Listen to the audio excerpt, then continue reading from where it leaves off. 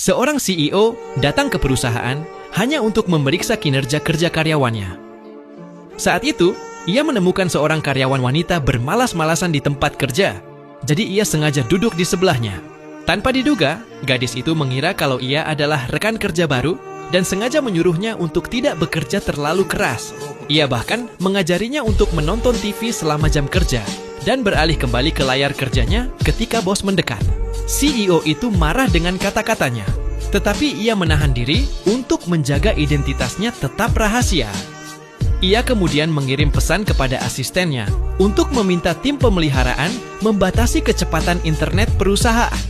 Tak lama kemudian, internet perusahaan menjadi sangat lambat, dan semua rekan kerja mulai mengeluh tentang lag tersebut.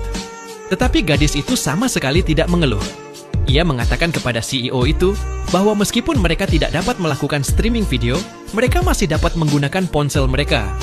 Kemudian, ia menyembunyikan ponselnya di dalam map dan mengatakan bahwa kamera keamanan tidak akan menangkapnya dengan cara itu. Melihat gadis itu bermalas-malasan secara terang-terangan, CEO akhirnya kehilangan kesabarannya. Ia segera mengirim pesan kepada asistennya untuk memecat gadis itu. Sesaat kemudian, gadis itu menerima pemberitahuan dari Departemen Keuangan untuk menjalani prosedur pengunduran diri. Pada saat itu, gadis itu langsung berpikir bahwa hidupnya sudah tamat. Saat CEO itu mengira bahwa hanya gadis itu yang bermalas-malasan, ia langsung menyadari bahwa semua karyawan di kantor sama saja. Tidak ada yang bekerja serius. Semua orang mengerjakan tugas pribadinya di meja mereka. Hal ini membuat CEO itu menjadi marah besar.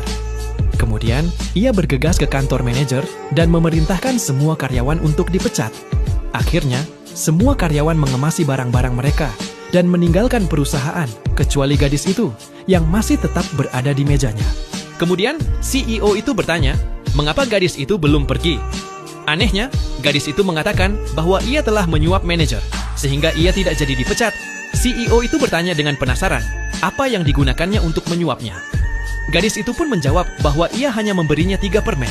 CEO itu menjadi semakin marah setelah mendengar ini. Ia kembali ke kantor manajer dan menuntut penjelasan mengapa gadis itu belum dipecat. Tetapi manajer menjelaskan bahwa gadis itu adalah anggota inti dari proyek penting perusahaan. Ia juga menambahkan bahwa bahkan jika mereka ingin memecatnya, mereka harus menunggu sampai proyeknya selesai. CEO itu tidak pernah menyangka bahwa gadis itu begitu cakap, jadi ia pun mempertahankannya untuk sementara waktu. Ketika CEO itu keluar, ia melihat gadis itu termenung. Pada saat jam istirahat makan siang, gadis itu pergi makan bersama temannya. Temannya memberitahunya bahwa CEO telah memeriksa gadis itu bertemu dengan seorang karyawan perusahaan hari itu dan menyuruhnya untuk bersikap baik. Sebelum gadis itu sempat mencerna informasi tersebut, temannya mengatakan bahwa CEO telah duduk tepat di sebelahnya. Ia langsung berpikir bahwa ia akan mendapat masalah karena telah mengajari CEO cara bermalas-malasan. Setelah mengetahui apa yang terjadi, temannya mulai menyarankan agar ia berpura-pura tidak mengetahui identitas CEO tersebut dan bersikap baik di depan CEO tersebut. Ketika mereka kembali bekerja, CEO itu mulai mengeluarkan ponselnya untuk bermain.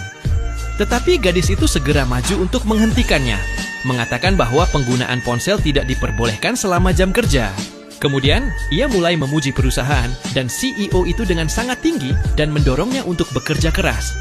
Namun, detik berikutnya, ia tanpa sengaja memercikkan air dari cangkirnya ke celana CEO, hingga membuat celana CEO itu basah.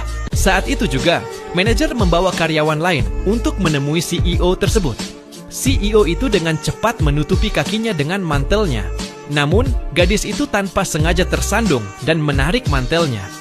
Ketika karyawan lain melihat ini, mereka mengira CEO itu telah mengompol. Gadis itu langsung menyadari bahwa ia telah mendapat masalah besar dengan CEO tersebut.